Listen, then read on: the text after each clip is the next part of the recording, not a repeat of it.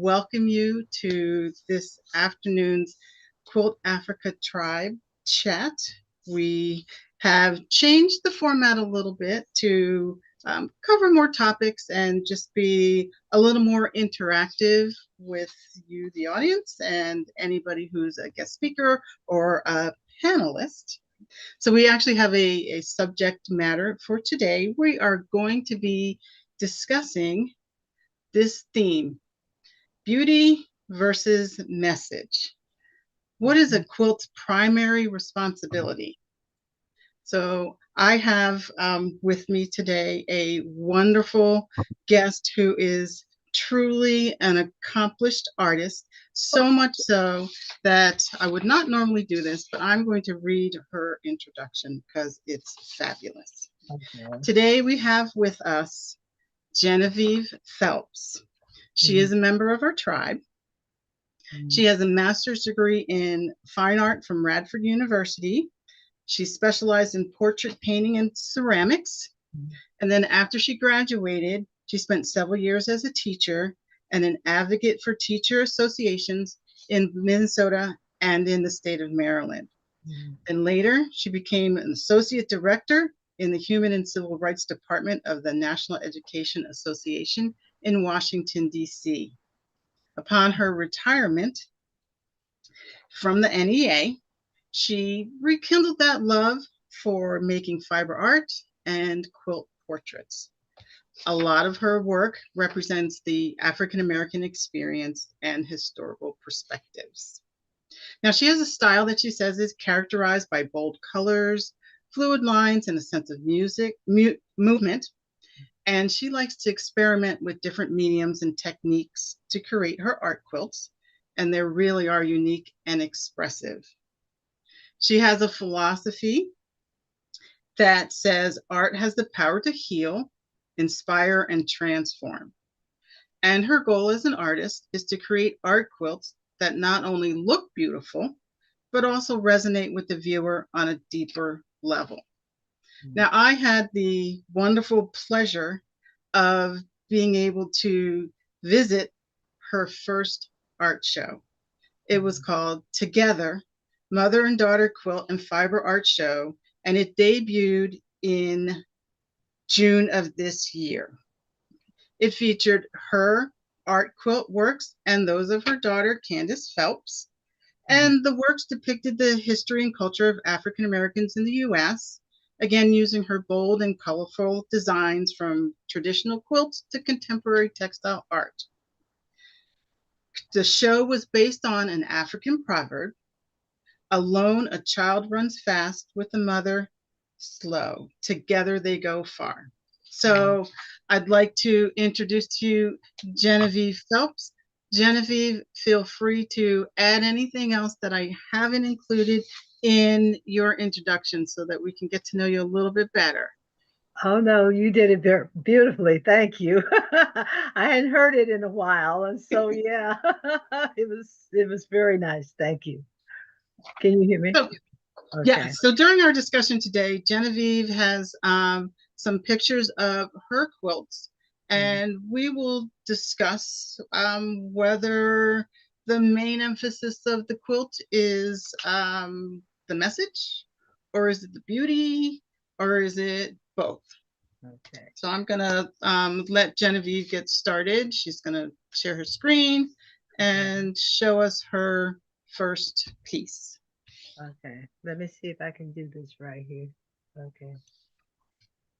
All right, let me put it in slideshow. Okay, let's see. Can you see it? Yes. Okay, let me put it slideshow from beginning. Oh, let me go back. Okay, this is the first one. Can you see it? Yes, we can see it. Okay, this was one of the first ones I did. It's called Negroes for Sale. And it is all fabric. This piece is quilted. These are, it's a mixed media, because this is paper, and then these are all cloth. And it's inspired by the book that's 1619 that talks about the first time slaves arrived into the United States. So I used African print fabric on the face of the slave person, and then the boat represents the cargo or the travel from Africa to the United States. And the sail, this is taken from an archive photo of a typical sign when slaves were sold. So it lists how many and what their prices are. So this one's called Negroes for Sale. So, can you tell me, were you inspired by the message, or was there something about the fabrics that got you started working on this piece? Well, this one was inspired mainly by reading the book 1619, and after by Nicole, and I can't get her last name right, but Nicole Hannah Jones. I remember the controversy over the book, that there was a lot of controversy that she didn't depict it correctly, that slaves didn't come to the United States that early in 1619. And that, in fact, there was so much controversy. She left where she was teaching and went to teach at Howard.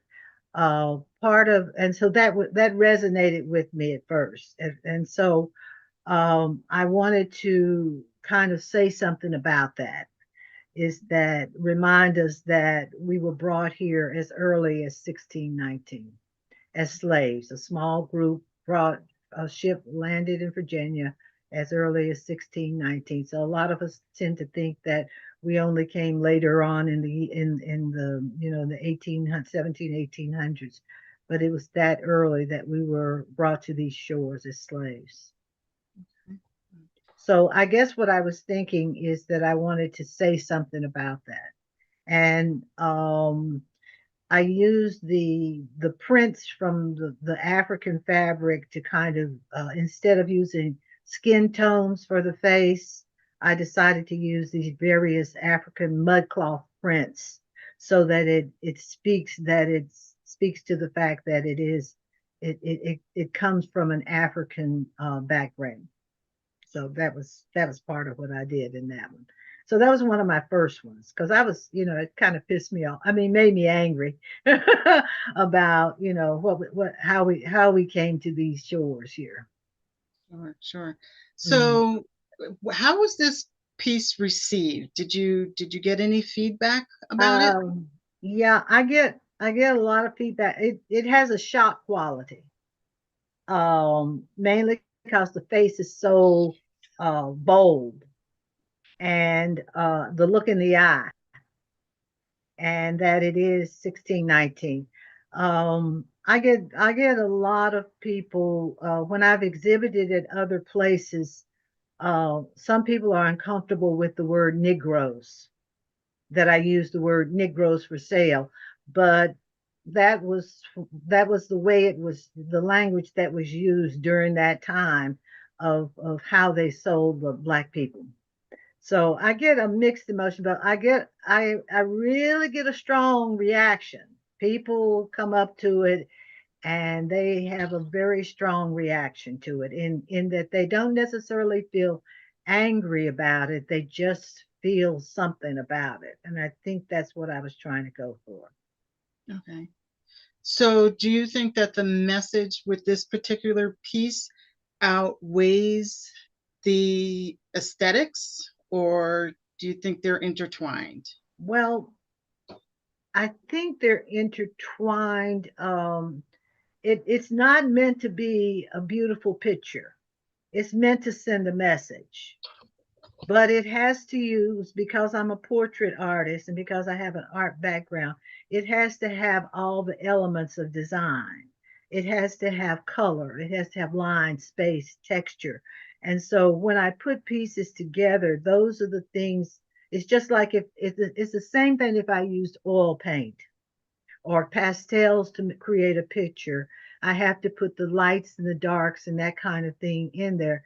But it also has to be, it has to resonate with the person who sees it. And when I've shown it with mixed audiences, not just Black audiences, they're stunned by it. Both the Black audience and the white audience, they're stunned by it, and they have a very strong reaction to it because the face is so dramatic. Thank you. So, Would okay, you like, go okay, ahead. this is Okay. my next. This is one of the others. I did a whole series of slaves and enslavement and African American history. And this one really, I saw this picture first. This was a photograph that was from the archives, and it was a photograph of a young Black girl. And you can see in her face, you can see I cut off part of her face because her face was so compelling.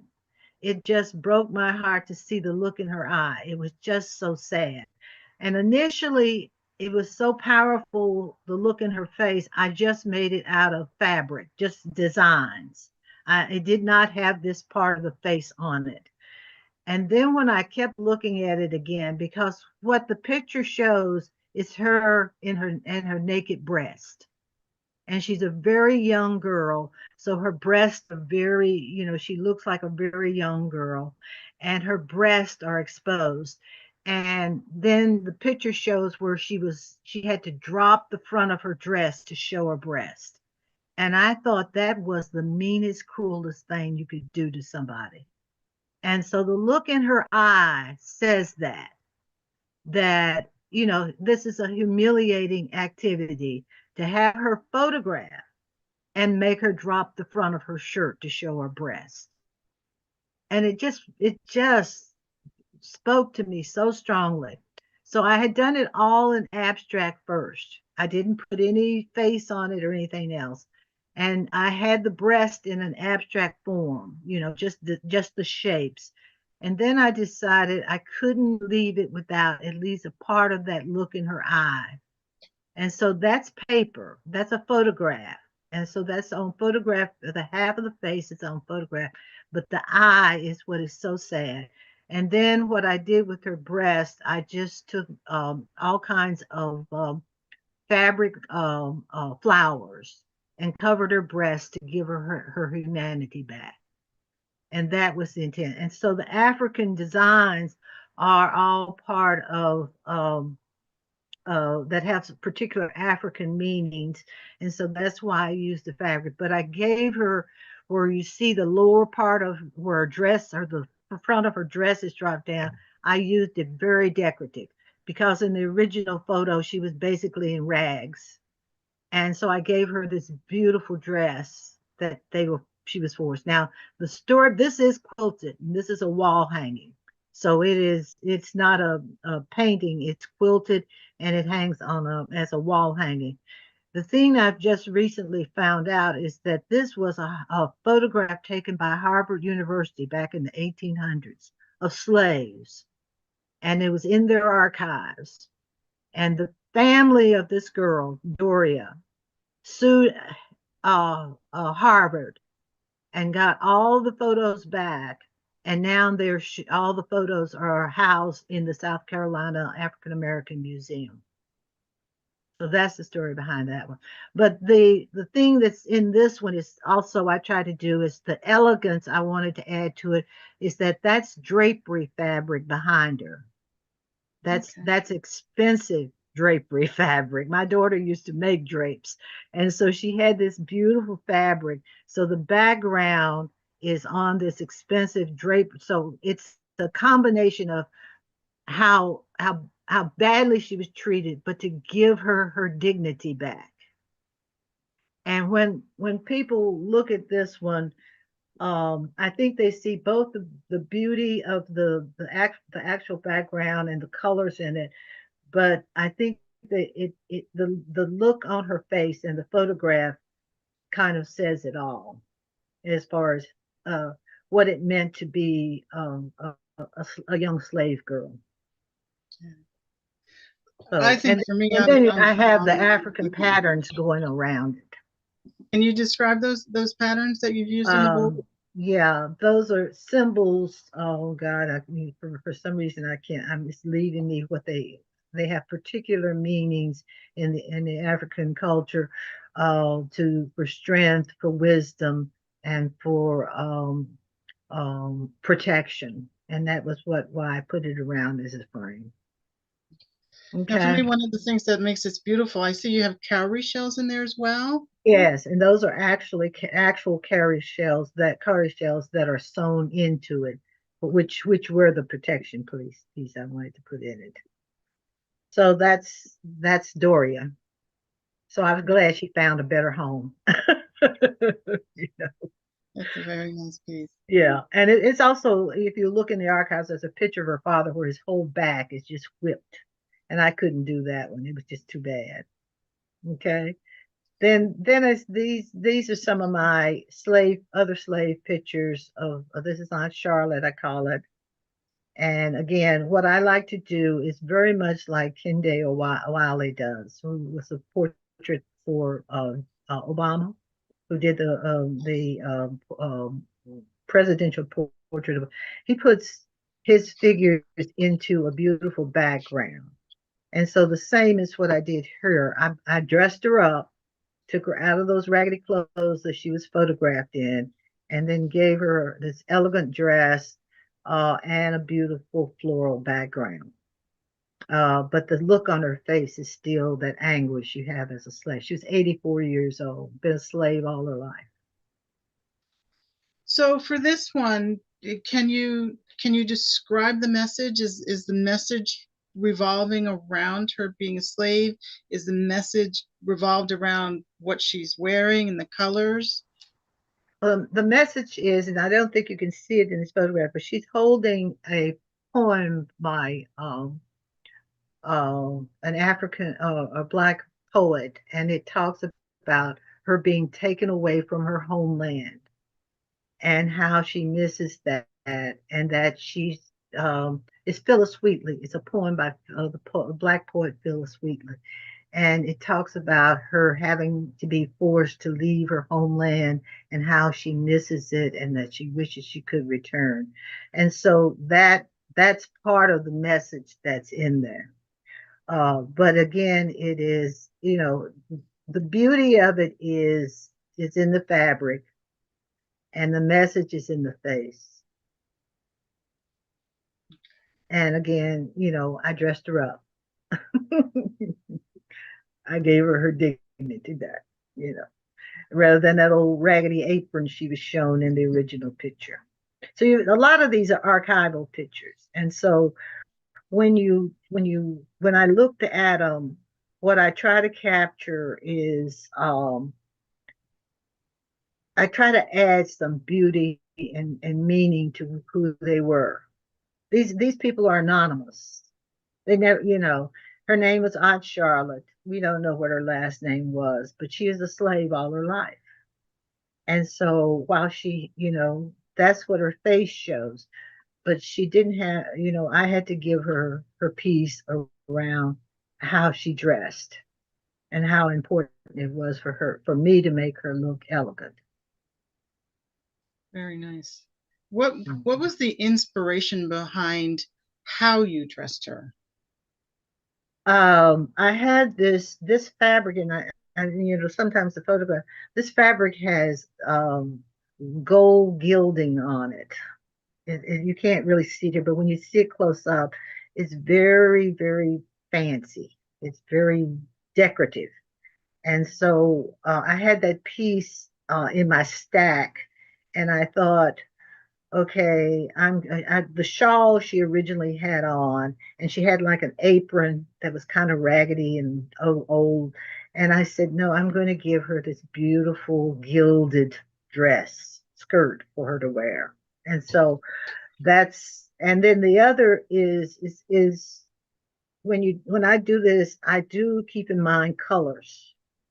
What colors blend well together? What's red and green are opposites. So how do the colors uh, reflect what you think about when you see it? It's not by accident all the time. It's deliberate. It's that the skirt is green, the top is red. They're opposite combinations on the color wheel.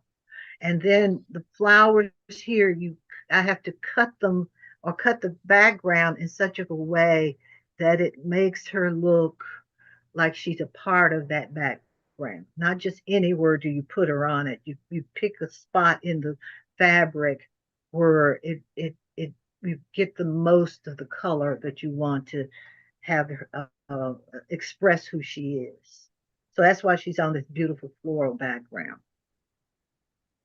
It's You, very nice. you just don't, you know, just stick her on a piece of plain background. You give her honor, is what I was trying to do, you know. I think you did a good job. So, okay, here's now this one. This is called this can a lot of times I'll find something that talks about and I want you to understand that I did this series of the slave stuff at the very beginning. I went through a series of paintings that had to do with slavery and the history of African Americans, and that's part of what my background has always been about social justice. Is that you can't just play like this stuff didn't happen, and so the whole first group of things I did were a series of slaves and slave treatment and how people lived in it. This one right here really started with this blue background that looked like water. And my thought was, how can I use this water to create the story I want to create about around slavery? And the one thing I was reading is that one of the last slave ships that came to America came from England, and it sank, and a lot of the people or a lot of the slaves on there couldn't escape. A number of them did, but a number of them, because the boat sank, they were left to drown in the water. And so this was one of the slave ships that was one of the last ones. It was after the United States stopped allowing slaves to come into the United States. But this one ship came from England, and it had the and it sank, and a number of the slaves survived. They did survive and had a started a little colony, but a number of them didn't.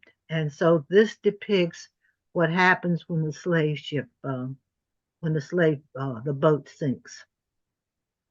So this one I don't get I get some in fact this one is sold, but it depicts the anguish that must have been with the Middle Passage. And so that was thinking around that.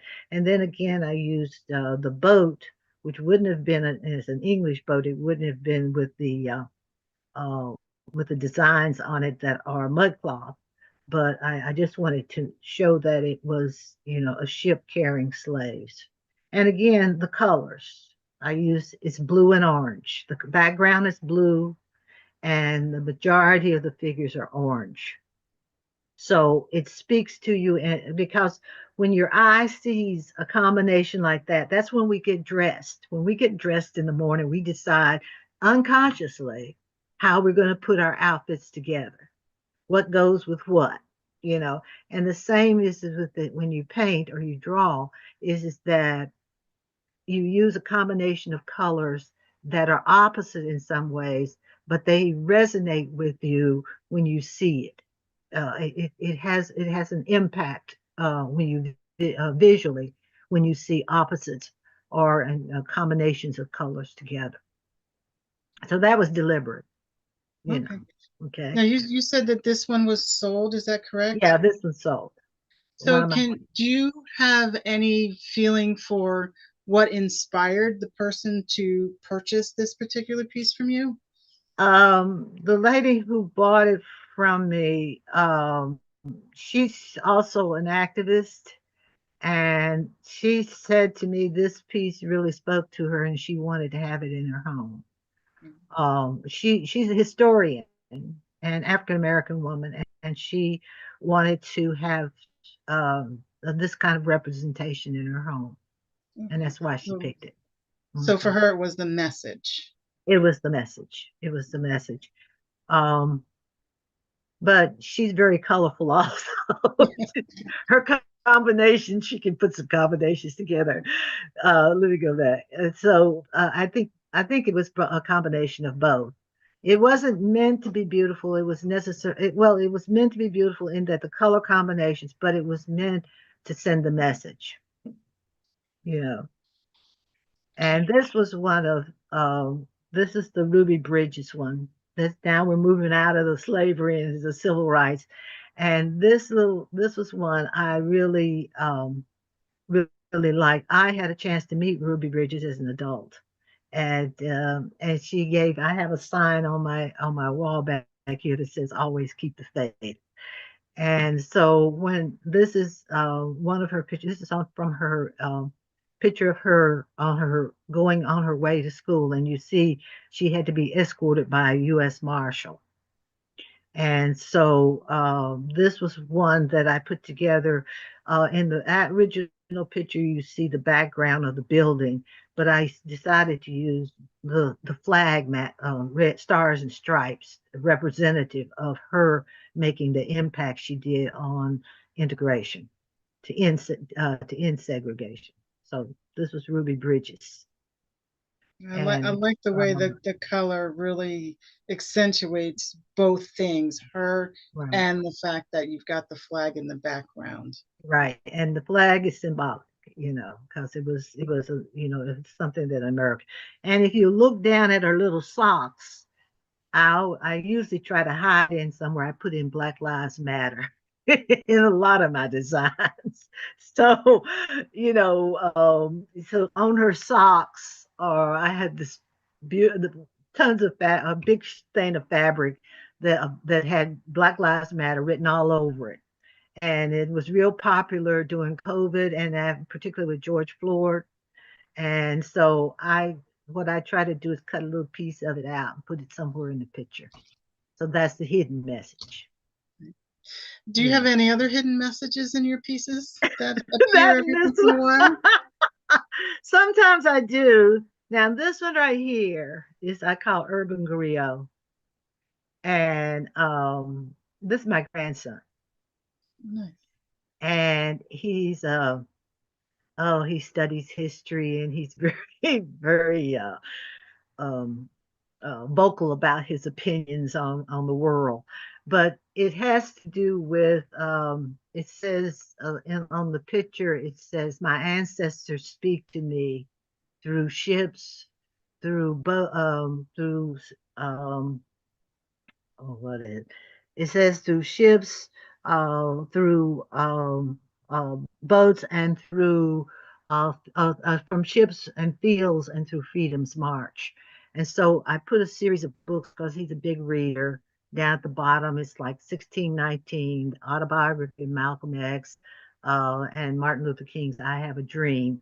And then the photograph on the right is his granddad, who he dearly loves, and they would get into big debates about history, about what's right and what's wrong and like that. And then I put him in his Adidas shirt because he's young, he's 30 now, but he still has a connection with the past, with his history. And so that's why I call him urban griot, I love it. because he's a storyteller. And so the background is a series of strips of African fabric, which is representative of his culture and his belief. And that's I call the urban griot. So this one speaks a lot to people around the color. Yes, I'm drawn to the colors in that background. It's Right. very nice. Mhm. And it was hard once you put the background in to get. That's why he's in the black, so that he stands out from the color. But it was a real challenge because the color is so bold in it. And I got a little message in there. I see it's some Black Lives Matter in the black and red in there. It's a strip of Black Lives Matter in there too, but it was all about the stories that the history, and that he's a young person, but he still understands and respects the culture. And that was what I was trying to capture with that. Okay. Now this is a canvas. Is this fabric on This is canvas? this is all applique, it's all fabric, and it's Okay. stretched on canvas. Okay. So this one isn't necessarily quilted. This is what I call a textile artist. Now the mask is a African mask that is sometimes worn prior to manhood, becoming a man. And so I use that mask, and that's a photograph. And then I just use paper to put a Cricut machine to print the letters, to print the messages on it.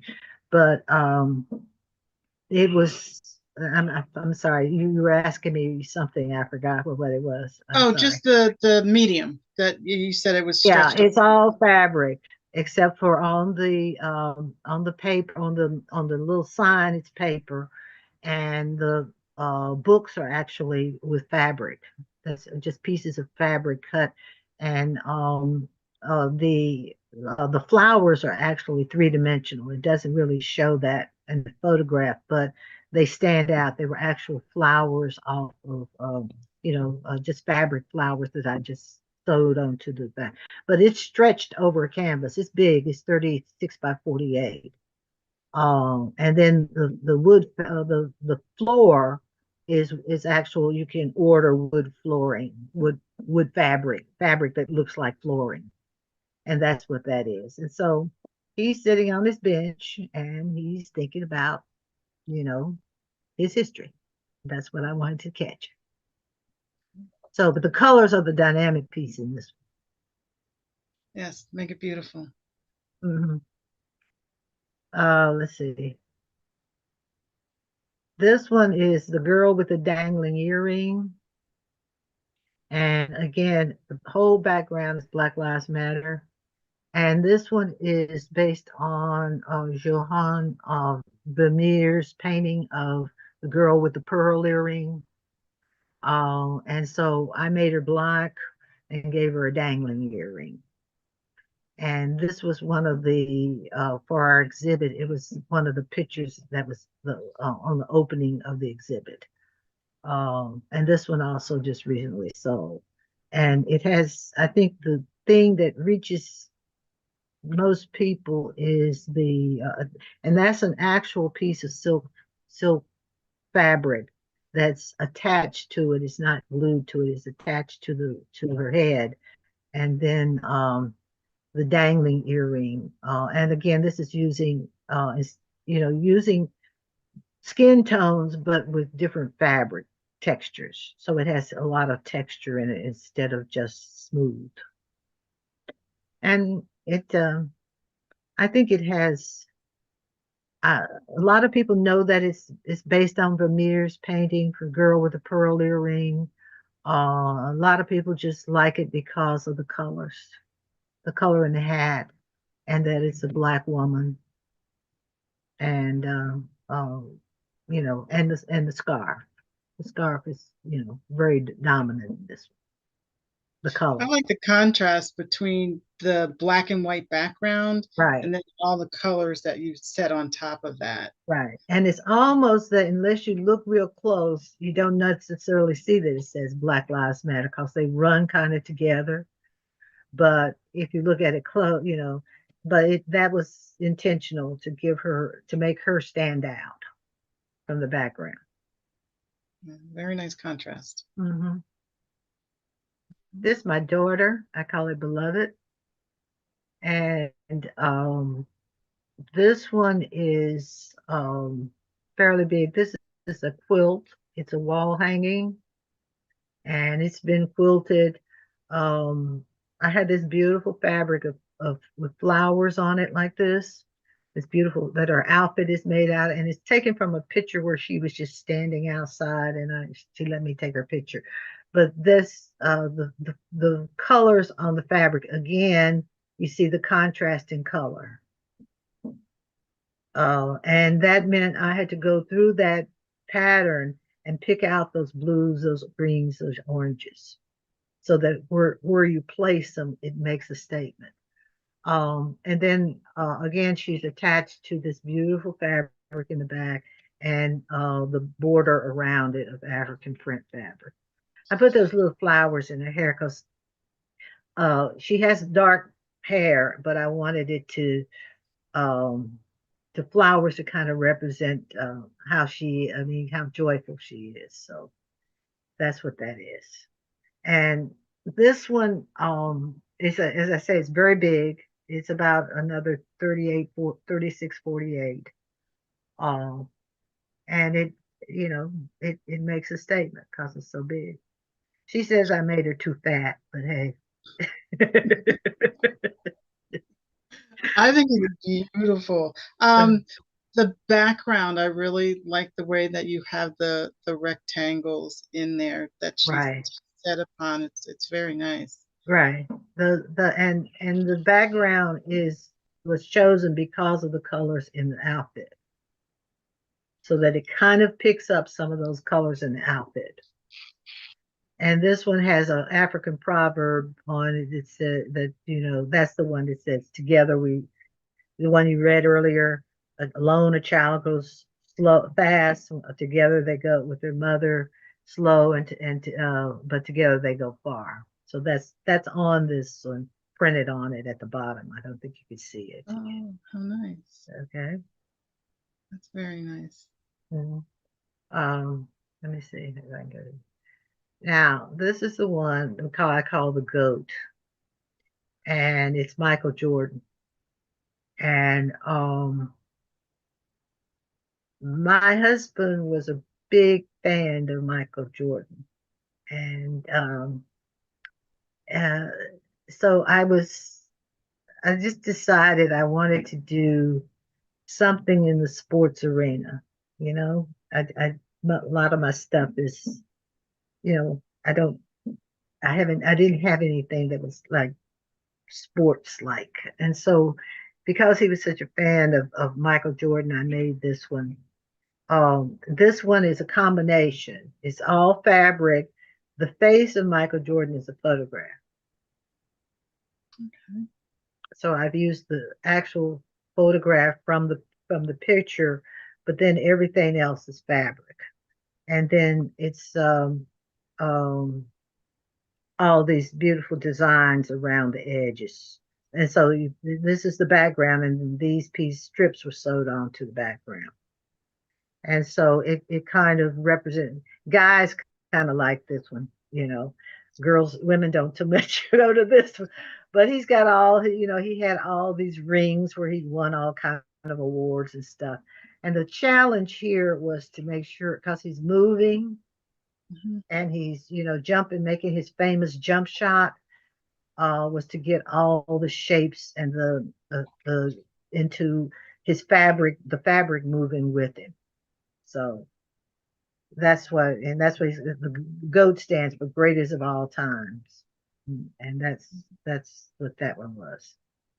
So, is there any significance to why you selected the border prints that you did? Um, yeah, see, part of it was, if you just do him with a black background, it doesn't connect him to his heritage or to his being an African. And so I use a lot of background fabric that has an African design to it, so that it connects whatever the figure is with their culture.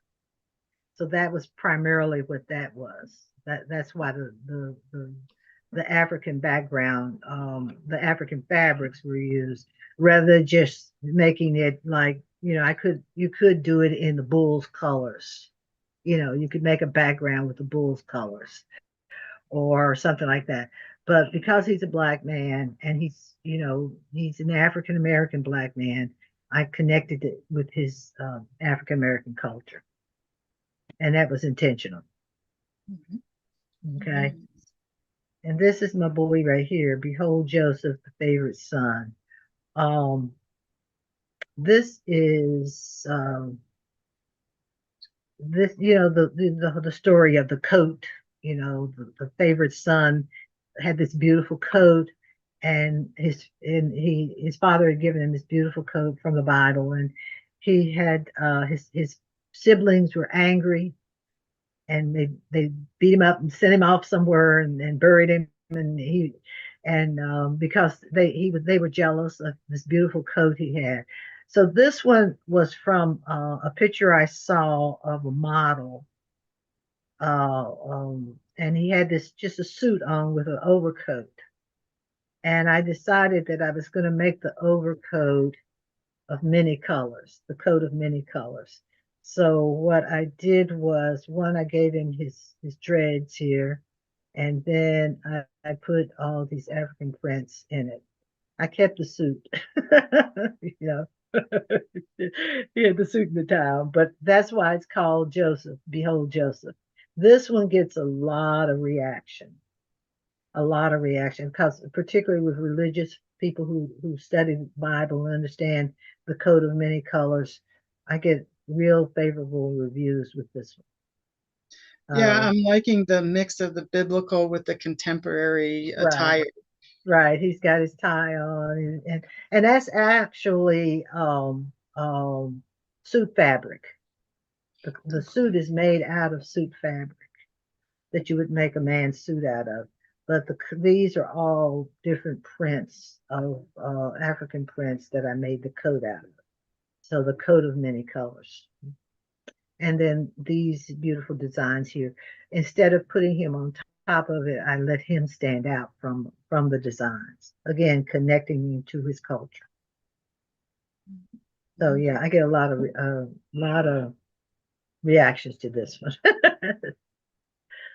And then this is Big Mama. Everybody know Big Mama. Big Mama take care of the children.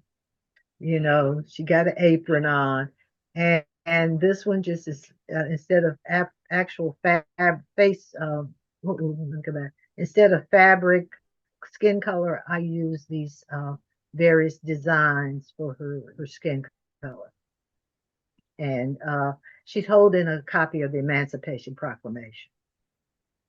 That's what she's got there, and up here in her feather it says Black Lives Matter. So that was way You didn't before. miss it. That was way before she. But this one is big, and the feet are off the canvas, and that the point of that is that she's stepping out of slavery. She's got the Emancipation Proclamation on her hand. She's taking care of the baby, but she's stepping out of slavery, and that was the point. And so this is just a solid red, because it's with the face being so many different patterns, you couldn't hardly put anything back here that would blend with it. So, and then the fabric itself, while it looks solid yellow, it's really a very fine print. So it's decorative. There's a decorative print on the yellow. So that's her. And then this is my husband. And he recently passed away, but for his birthday, we had given him this straw hat. It's one of those Ralph Lauren, hats, and he just loved it. And so I call it the man in the straw hat. And along the edges, it says, "You are cherished, you are loved," printed around the edge. And again, I did him with African print fabric, and then with these symbols all around it. He was very proud of his heritage and his culture. And I just wanted to have him represented in a way. But this was, he was wearing this hat all the time. He loved this hat. So that's why I thought the man in the straw hat. And so um, I hadn't finished it. I had started it while he was ill, and then when he died, I finished it completely because I wanted to have him represented. And this fabric that's behind it is a velour. It's velvet, like a velvet. It's very, very plush. So that's the man in the straw hat. The colors are beautiful. Yeah, the pattern, and see the greens here, the oranges here, again, even the blue here in the stripe of the hat is all deliberate. When if you want, the thing about I find about art is it can have both beauty and meaning. It can have meaning. Now, this, if it may not have any specific meaning to someone who doesn't know who he is, but the colors and the patterns have something to creates a feeling, creates a reaction. So that's part of what I do and when I try to put them together. Wonderful. Yeah. Genevieve, we have time for this one more, and then Okay. we'll wrap it up. Okay. Well, let me run to here. Let me see which one I want to go through here. Let me finish. Okay, I'll do this one. This is a portrait of my nieces and nephews, and they were coal miners' children, and so they were standing out in a field with in the coal mines. I don't know if you're familiar with that in West Virginia. It's a big coal mining region, so it was like really kind of rundown houses. So I put them in this beautiful flower thing here. And then what I decided to do is all their colors are colors of the color wheel: blue, red, orange, yellow, purple, green. I love it. And so, and then they have these little expressions on their face. And so that this one gets a real big reaction for a lot of people too. So Because what is most people's takeaway when they see this? a lot of people see the what people say to me. Some people from West Virginia really react strong to it, but a lot of people see uh, that they're cute, that they're sweet, that they represent little children, little black children, little African American children, and it reminds them of what it was like when they were little. You know, everybody had their own little way about doing things, and especially when you're cousins, you're all together all the time. And so that was what some of them expressed to me, is that it reminded them of playing with their little cousins, their little brothers and sisters, and things like that when they were young. It's So that. beautiful. Again, the colors are just striking. I really like the sort of ombre gradation in the Right, background. Kind right. of reminds me of sunshine, but grass and Yeah, greenery. yeah. That was the whole point, is to make them shine, make them shine. I think you've So done that. really, oh gosh, that was I appreciate that. I don't know, but any question, I don't know. I hope I covered it. I saw your comment, your what you wanted to be able to talk about. I'm not sure I we think you've covered covered as it. much. I see both the beauty and the message in all of your works. I have a question for you. Uh, What is going to influence your next quilt or art piece? What's influencing you now? well, I have, if you see behind me, what I'm working on now is a series of what I call little brown girls.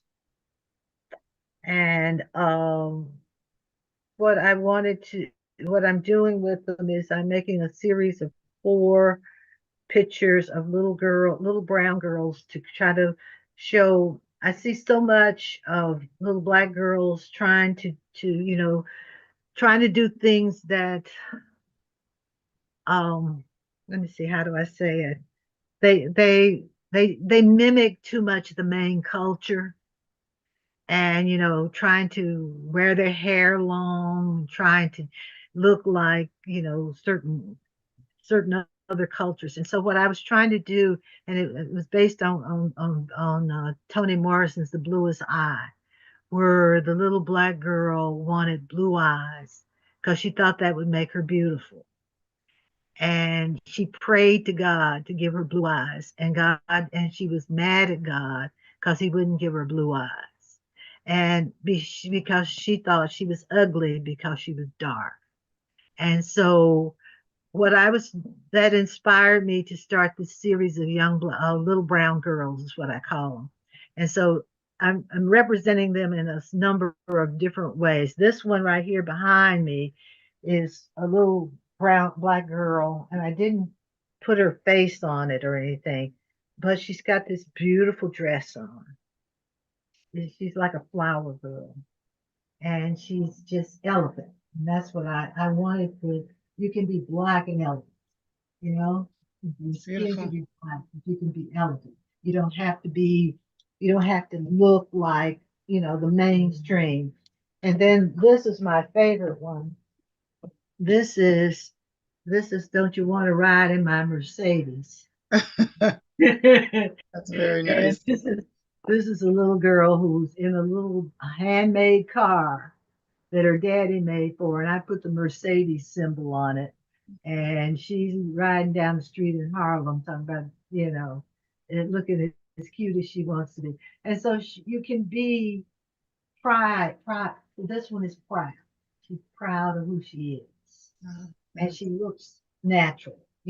So I've got joyful, and then I've got um, what is it, precious. So I'm doing the series of four little brown girls is what I call I can't wait to see the finished products. them. Yeah. So Genevieve, that's thank it. you. Thank you Thank so you. much for your time. I thank you for your openness and your insights and your Oh, education. We truly appreciate you. And thank you for allowing us to view and form our own opinions about your right. message and the beauty in the artwork that you do. Mhm. So we appreciate you. Thank you for your time this afternoon. Oh, thank I know we're you. a little over, but if anybody All has right. any questions they want to put in the chat, you can go ahead. Otherwise, we will wrap things up for today. Okay. I really appreciate this. I'm very honored. I love the work that you all do. I follow your work on the website, and I was very pleased to be asked to do this. And I hope I gave some inspiration and insights to folks for the work, because you all do beautiful work. Beautiful. So thank you. Thank you. Mhm. Thank you. Thank you for your time. Thank you, everybody, for joining in. With that, I think that we'll sign off for today.